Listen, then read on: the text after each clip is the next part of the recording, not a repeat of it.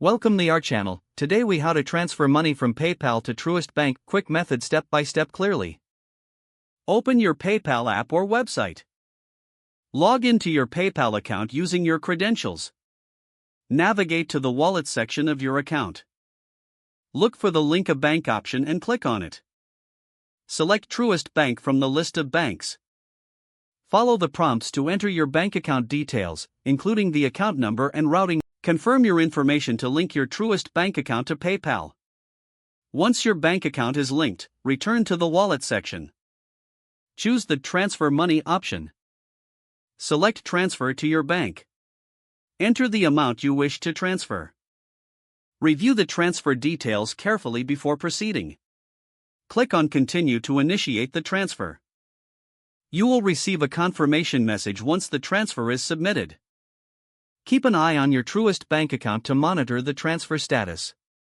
Typically, the transfer will take 1 to 3 business days to complete.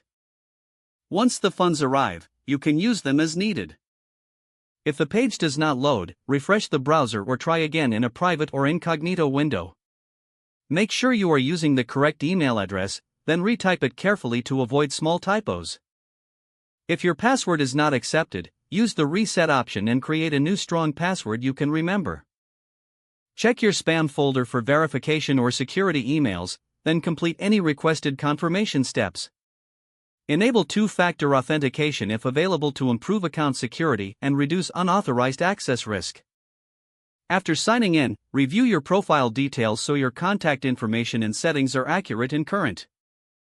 If you see an error message, note it down and try again after restarting your device and internet connection.